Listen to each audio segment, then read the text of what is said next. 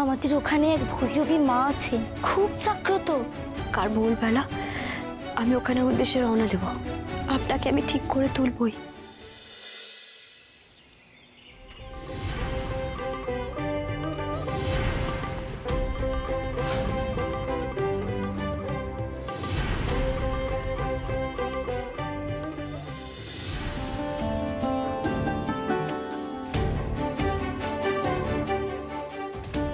বলছি দিদি, এখানে যে ভৈরবী মা বসেন না, উনি কোথায় বলতে পারবেন? মা বোধহয় আজ দর্শন দেবেন না। দর্শন দেবেন না? না না, মায়ের দর্শন আজকে আমাকে পেতেই হবে, পেতেই হবে। কেন, কি হয়েছে? কেন আসবেন না উনি? জানি না বোন, এইখানকার মা বড্ড জাগ্রত। উনি আজ দেখা না দিলে আমাদের নিরাশ হতে হবে।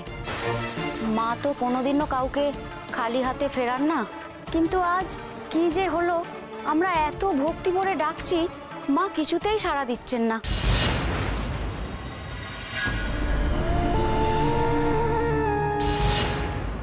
তুমি একবার ডেকেই দেখো না, যদি তোমার ডাকে মা সাড়া দেন। চিন্তা নেই, ওনারা ভণ্ড নন, সত্যি মায়ের মহিমা আছে। তুমি একবার ডেকেই দেখো না।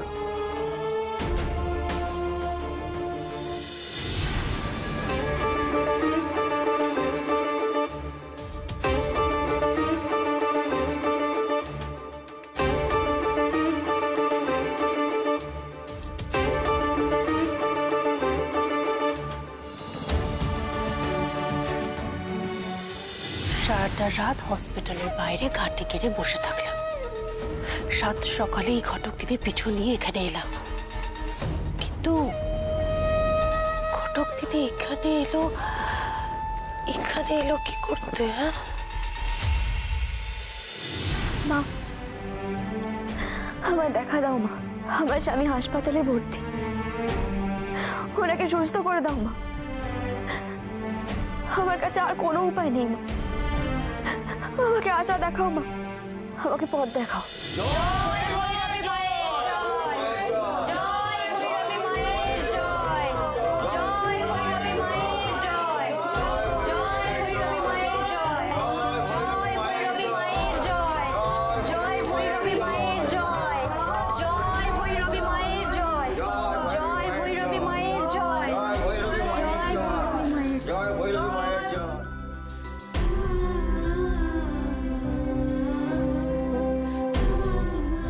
তোমার ডাকেই মা সাড়া দিলেন বোন।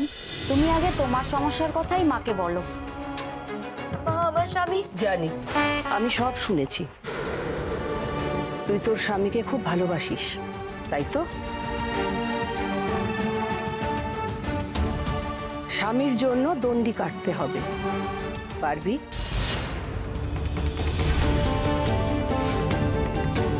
হ্যাঁ মা, আমি সব পারব।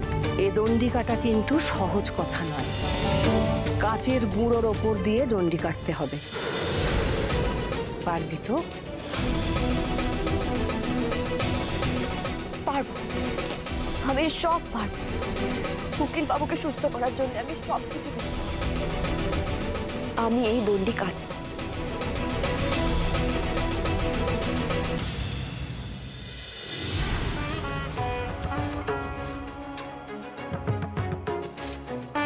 নে, এবার কাঁচের গুঁড়ো এখানে ছড়িয়ে দে।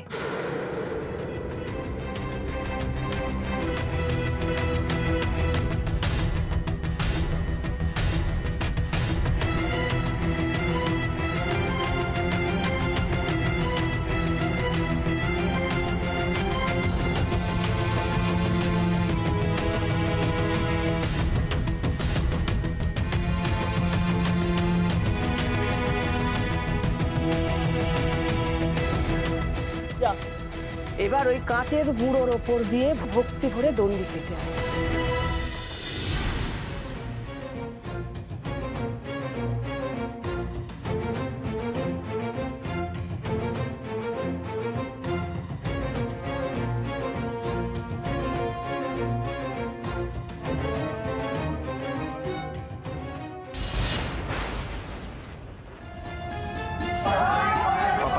তানিয়া বৌদি, আজ এখানেই এই ঘটকটিকে শেষ করে দিতে হবে। এই কাঁচের টুকরোটা ঠিক এমন জায়গায় ফেলতে হবে, ওর হাঁটার জায়গায়, যাতে এটার উপরেই ও পড়ে। আর এটার উপরে পড়ে ঘটক দিদির শ্বাস নালীটা চিরে ঘটক দিদি একেবারে শেষ। উফ, আমার যে কি আনন্দ হচ্ছে না কুনাল। ঠিক বলেছ তানিয়া, কতটা যে আনন্দ হচ্ছে বলে বোঝাতে পারবো না। কাছে টুকরোটা আমায় দাও। শোন, তুই গিয়ে ওই সাগরেদটাকে সরা এখান থেকে। কাচের টুকরোটা আমি ফেলবো। যা যা যা যা, সরা।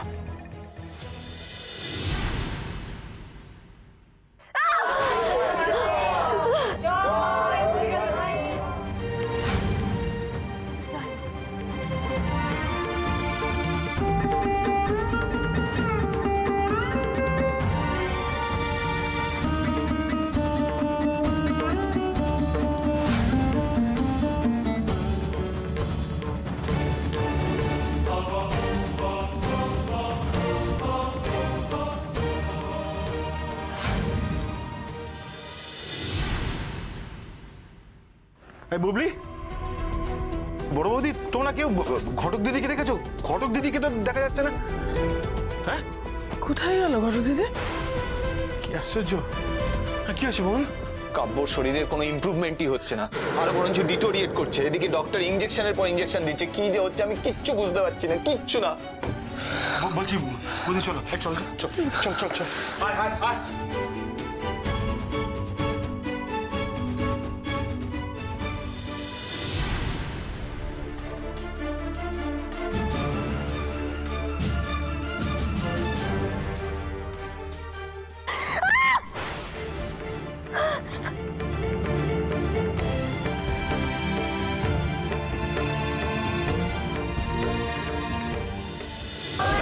বলছি একটু এদিকে আসুন না।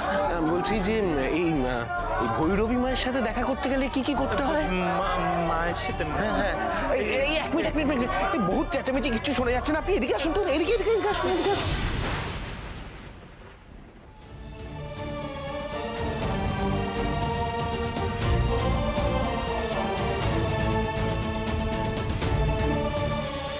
আমার ধারণা ঠিক ছিল, আমি জানতাম আপনি আসবেন। আপনাকে আমি ঠিক করে তুলবই, ঠিক হতেই হবে আপনাকে।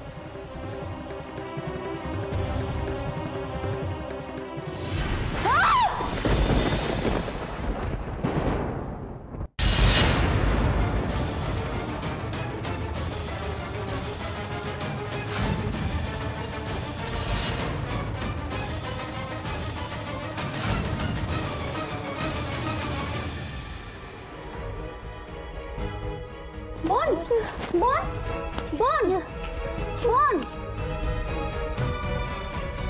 ভৈরবী মা সত্যি জাগ্রত। আমাদের মনের ইচ্ছে না জেনেই ইচ্ছেটা পূরণ করে দিলেন। ঘটক দিদি শেষ। তানিয়া, শোন, বলছি এখানে দাঁড়িয়ে থেকে সময় নষ্ট করে লাভ নেই। ঠিকই বলেছিস পাপাই। এই তানিয়া বৌদি, এখান থেকে চলো, কেটে পড়ি। চল চল। যা শিগগির মায়ের কাছ থেকে ওই খুঁড়িটা নিয়ে আয়, যা।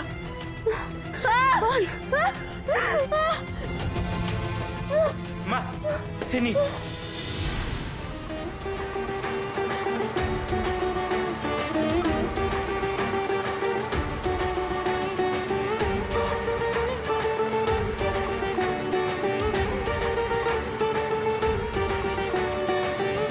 নে, এটা ওর ক্ষতস্থানে লাগিয়ে দে।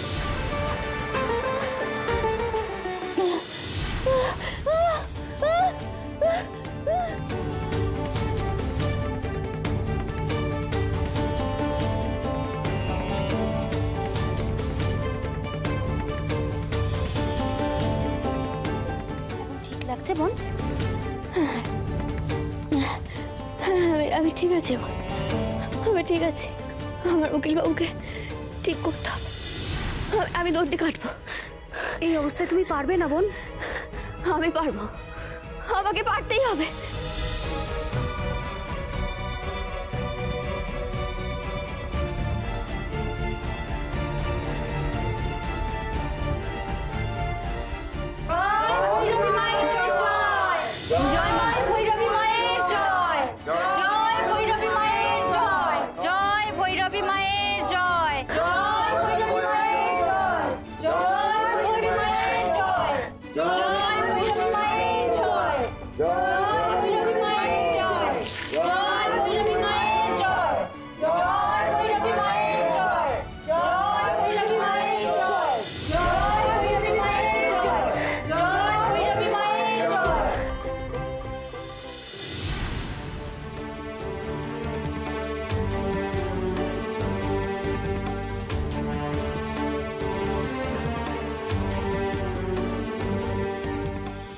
কিরকম বুঝছেন কন্ডিশন? দেখুন, সবই তো ঈশ্বরের হাতে, ভগবানের উপরে ভরসা রাখুন, বাকি আমরা তো সব চেষ্টা করছি।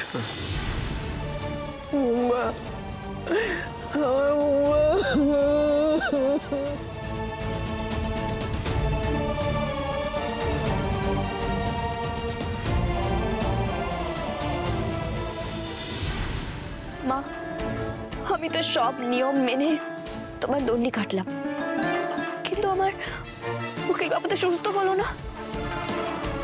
বোন, তোমার শরীর ঠিক নেই, তোমার চিকিৎসার প্রয়োজন। তোমার স্বামী ঠিক সুস্থ হয়ে উঠবেন। না, উকিল বাবু সুস্থ হলে আমি ঠিক টের পেতাম। উকিল বাবু মোটেই ভালো নেই। এত কিছুর পরেও মা তুমি পাশান হয়ে থাকবে? আমার উকিল বাবুর প্রাণ ফিরিয়ে দেবে না তুমি? মা কাউকে ফেরান না, তোমার স্বামী ঠিক সুস্থ হয়ে যাবেন। তুমি আগে একজন ডাক্তারের কাছে চলো। উকিল বাবু সুস্থ না হওয়া অবধি আমি কোথাও যাব না, এইখানেই থাকবো। আমিও দেখি মা কতটা পাষাণ হয়ে থাকতে পারে।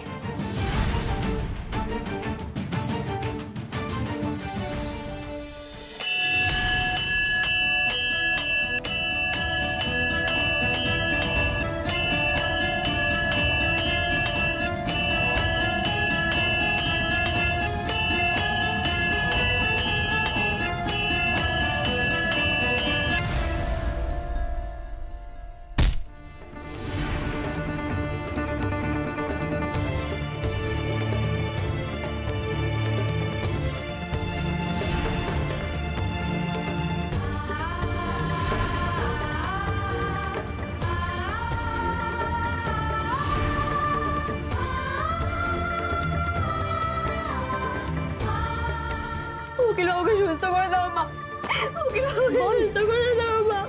বোন, তোমার শরীর ঠিক নেই বোন, তোমার চিকিৎসার প্রয়োজন। আমি ঠিক আছি, শুধু আমার উকিল বাবুকে সুস্থ করে দাও। আমার উকিল বাবুকে সুস্থ করে দাও মা। ছেড়ে দাও। আয় এখানে আয়।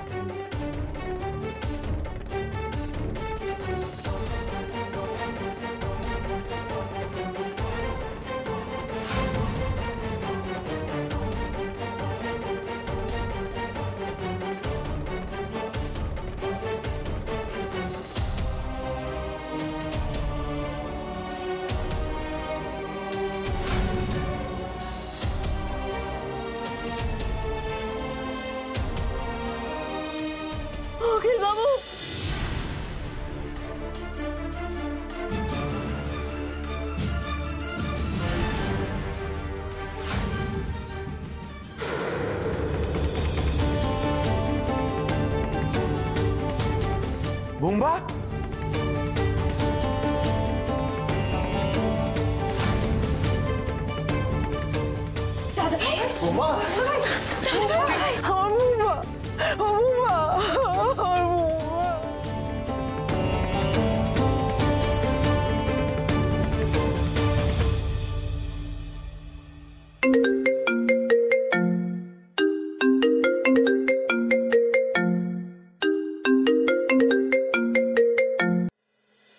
হ্যালো, কি উকিল বাবুর জ্ঞান ফিরেছে?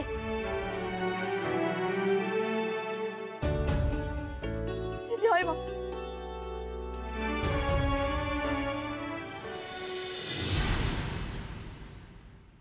উকিল বাবু, উকিল বাবু, উকিল বাবু, উকিল বাবু উঠুন না, আমার সাথে কথা বলুন না। উকিল বাবু কেন চুপ করে আছেন? উকিল বাবু কথা বলুন না আমার সাথে। উকিল বাবু, আপনি না উকিল, আপনাকে তো অনেক অনেক প্রশ্ন করতে হবে, সবাইকে প্রশ্ন করতে হবে। এরকম করে চুপ করে আছেন কেন? কথা বলুন না আমার সাথে উকিল বাবু। ডাক্তারবাবু, ডাক্তারবাবু, উকিল বাবু আমার সাথে কথা বলছেন না কেন? কেন আমার দিকে তাকাচ্ছেন না বলুন? কেন আমার ডাকে সাড়া দিচ্ছেন না বলুন না ডাক্তারবাবু? কেন উনি কথা বলছেন না? প্লিজ আপনি শান্ত হন। দেখুন, সবে উনি কোমা থেকে বেরিয়েছেন। এই সময় কথা বলা, প্রপারলি রেসপন্ড করা, এসবের জন্য সময় দিতে হবে। প্লিজ আপনি অস্থির হবেন না, প্লিজ।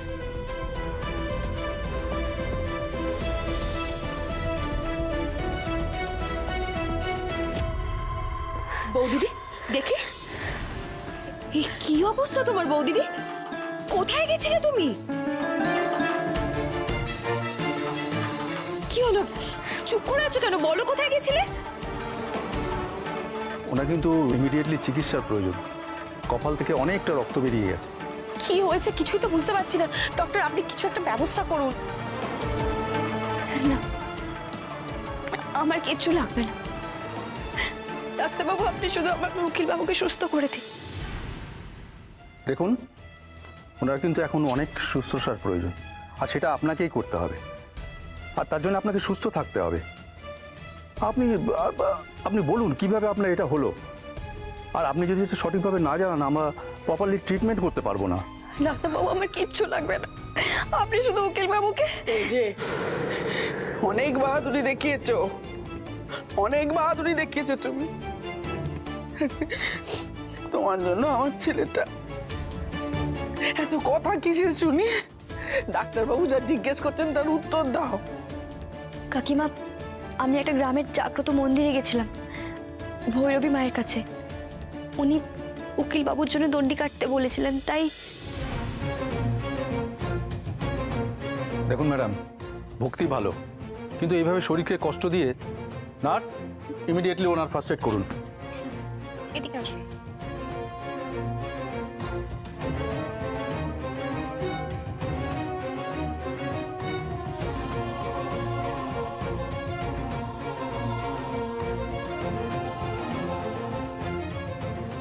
এ কি, আপনার সারা শরীরে এত কাজ কেন? কাচের ওপরে কি দণ্ডি কেটেছেন আপনি?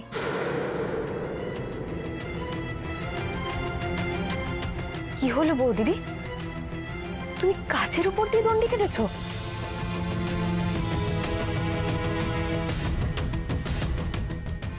মনে হচ্ছে কাচের উপরে প্রেসার দেওয়ার ফলে এইভাবে কাজগুলো ঢুকেছে।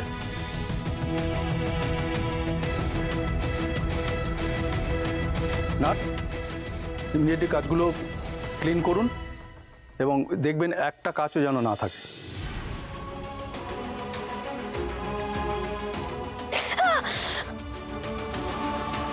মা, আমি জানি না দণ্ডি কাটলে কেউ সুস্থ হয়ে যায় কিনা, কিন্তু ঘটক দিদি দাদা ভাইয়ের জন্য এত কষ্ট যন্ত্রণা সহ্য করে যে এত কিছু করেছে, আমরা কিন্তু কিচ্ছু করতে পারিনি, শুধু দাঁড়িয়ে দাঁড়িয়ে কেঁদেছি। হতেই তো পারে ঘটক দিদির এই মনের জোর, এই মনের জোরের জন্যই আজকে দাদা ভাই কোমা থেকে ফিরে আসতে পেরেছে।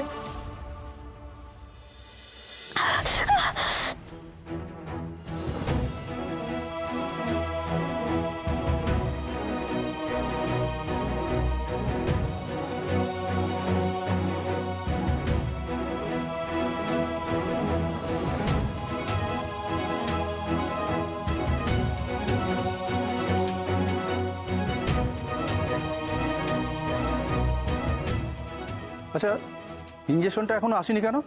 ইমিডিয়েটলি দরকার তো এটা। পেশেন্টের বাড়ির লোকেদেরকে তো বলা হয়েছিল স্যার, ওনারা এখনো এনে দিতে পারেননি। আমার কাকা গেছে, এত দেরি হচ্ছে কেন বুঝতে পারছি না।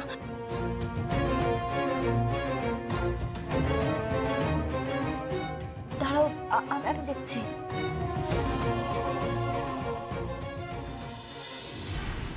ম্যাডাম বিশ্বাস করুন, এই মুহূর্তে আমাদের কাছে 20,000 টাকা নেই।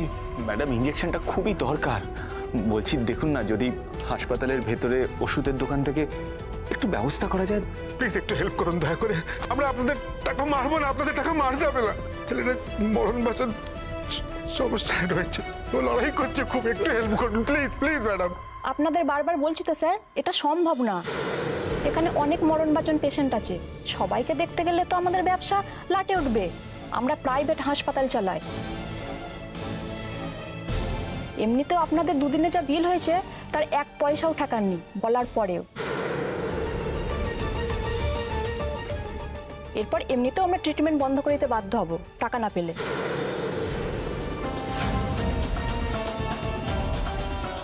অনেকক্ষণ আপনাদের ভালো কথাই বুঝিয়েছি, এরপর জোড়াজোড়ি করলে কিন্তু সিকিউরিটি ডাকতে বাধ্য হব। অসহায় লাগছে রে মুফাটার এই অবস্থা। আমি ওর কাকা হয়ে ওকে কোনো সাহায্য করতে পারছি না। মেজকা, বলছি ওই পেপার গোল্ড না কি বলে, ওইটা বিক্রি করে আমরা টাকা জোগাড় করতে পারি না? হ্যাঁ পারি। ইনফ্যাক্ট দাদা তো ওই পেপারগুলো নিয়ে গেছে, কিন্তু মুশকিল কি ঘটক দিদি, যদি আজকে বিক্রি করাও যাক, ওই অ্যাকাউন্টে টাকা ঢুকতে ঢুকতে তো 2-3 দিন লেগে যাবে গো। এই মুহূর্তে 20,000 টাকা, সাথে হাসপাতালের বিলের কিছুটা অংশ, তা 9 করে হলেও 30-40 হাজারের কম তো হবেই না। এতগুলো টাকা কিভাবে জোগাড় হবে? এই মুহূর্তে আমাদের হাতে যা সঞ্চয় আছে তা দিয়ে, এদিকে ওরা যদি মুম্বার ট্রিটমেন্টটা বন্ধ করে দেয় তাহলে তো। না না, উকিলবাবু চিকিৎসা কিছুতেই বন্ধ হবে না। আমি থাকতে উকিলবাবু চিকিৎসা আমি বন্ধ হতে দেবো না।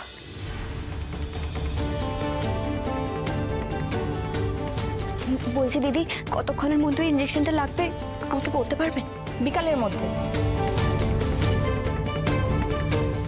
আরে ঘটক দিদি, ঘটক, এতগুলো টাকা কি করে জোগাড় করবো আমি? আমার তো কিছুই মাথায় আসছে না। কিছু একটা কাজ করে আমাকে যেভাবে হোক টাকাটা রোজগার করতেই হবে,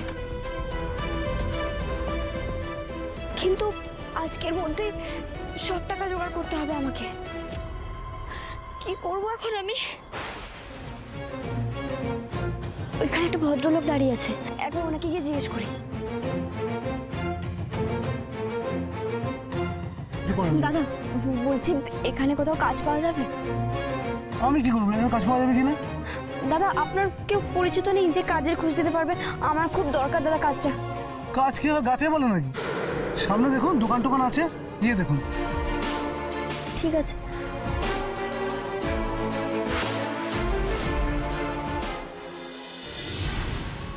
দিদি, বলছি একটা কাজ পাওয়া যাবে? আমার একটা কাজে খুব প্রয়োজন।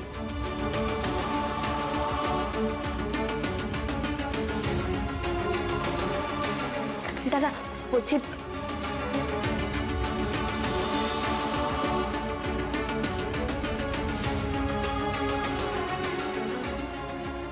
দিদি বলছি আপনার দোকানে কি কোনো কাজের দরকার? আমার একটা কাজের খুব প্রয়োজন।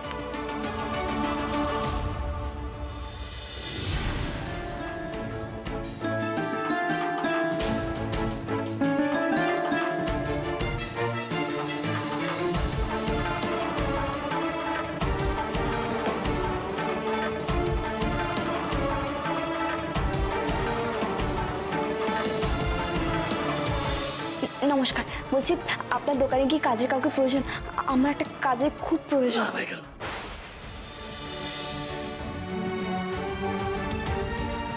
দাদা বলছি একটা কাজের খুব প্রয়োজন, একটা কাজ দিন না। কাজ আছে দিতে পারি, কিন্তু টাকা পয়সা দেওয়ার কিন্তু ক্ষমতা নেই। এবার দেখুন আপনি বিনা পারিশ্রমিকে কাজ করতে পারবেন কিনা। কাজ লাগবে নাকি? হ্যাঁ, আমার একটা কাজে সত্যি খুব প্রয়োজন। আপনার কাছে কাজ হবে? হ্যাঁ, আসুন আমার সঙ্গে, আমি আপনার সব কথা ঠান্ডা মাথায় শুনছি। আসুন।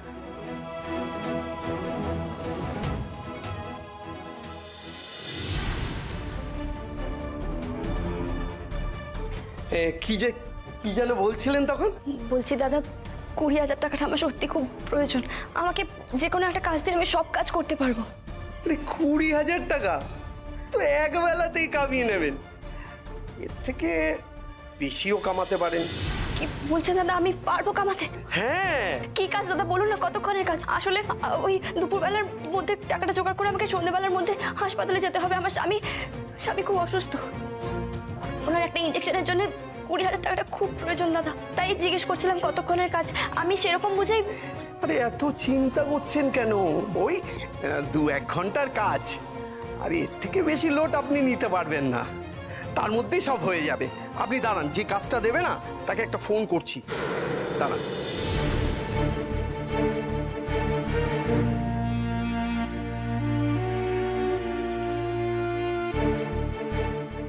হ্যালো,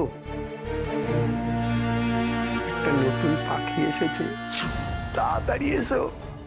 হ্যাঁ।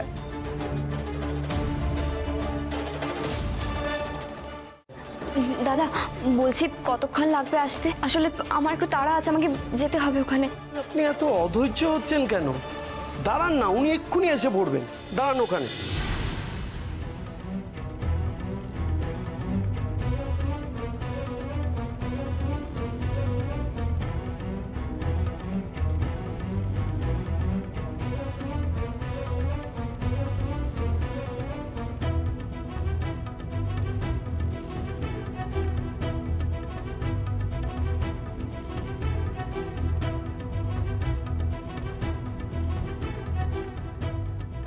দাদা আর কতক্ষণ? অনেক তো সময় হলো, এবার তো দেরি হয়ে যাচ্ছে, বলুন না দাদা। ওই এসে পড়লো বলে, ওই তো।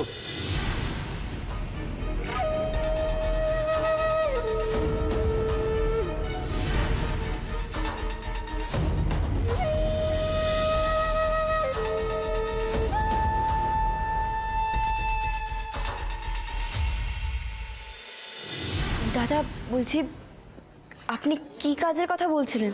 এককালীন অনেকগুলো টাকা ইনকাম করার তো একটাই উপায় সোনা। আরে পালাচ্ছ কোথায়? করছেন কি?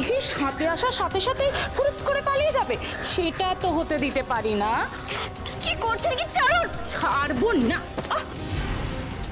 দাঁড়াও, কোথায় পালাচ্ছ? এত তাড়াতাড়ি তো তোমাকে পালাতে দিতে পারি না।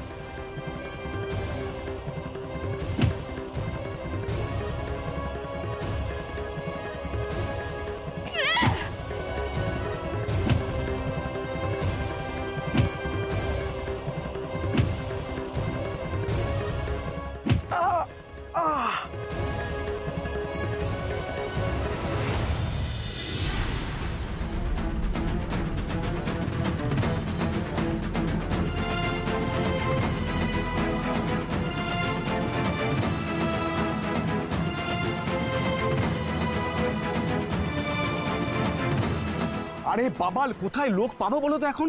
এতগুলো মাল আজকে মেদিনীপুরে পৌঁছে দিতে হবে। একটা গাড়ি ঠিক করলাম, সেটাও ব্রেক ফেলে বসে আছে। একটা গাড়ি পাচ্ছি না লাস্ট মিনিটে।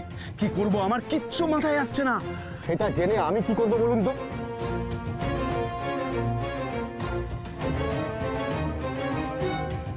দাদা দাদা বলছি, এই টোটোটা কার বলতে পারবেন? আরে সেটা জেনে আপনি কি করবেন বলুন তো? শুধু শুধু সময় নষ্ট করবেন না, আপনি যান এখন, যান যান। দাদা শুনুন না, আমি এই টোটোতে করে আপনাদের সব মাল মেদিনীপুরে পৌঁছে দিয়ে আসতে পারবো।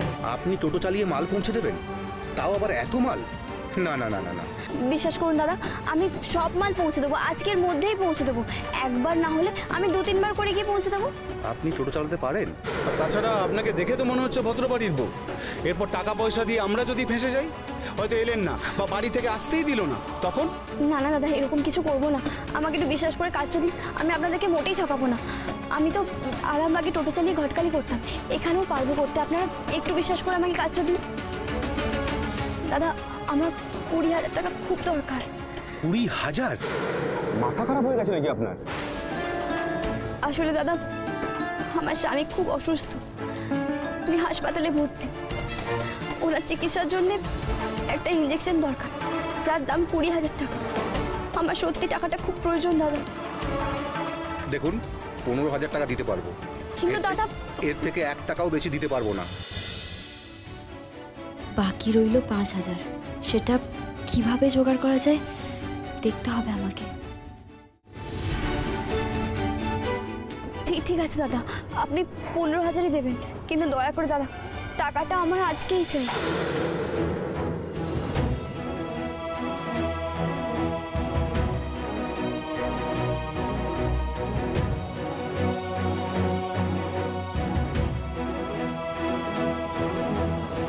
দেখুন, বাড়ির বউ হয়ে এই কাজ করবেন বলছেন, এরপর টাকা পয়সা দিয়ে আমরা যদি ফেঁসে যাই? দাদা, আমাকে একটু বিশ্বাস করুন, আমি খুব অসহায় হয়ে আপনাদের কাছে এসেছি। চাইলে আপনারা কাগজে লেখালেখি করিয়ে নিন। বিশ্বাস করুন, আমি আপনাদেরকে ঠকাবো না। খুব দায়িত্ব নিয়ে আপনাদের কাজটা আমি করে দেবো।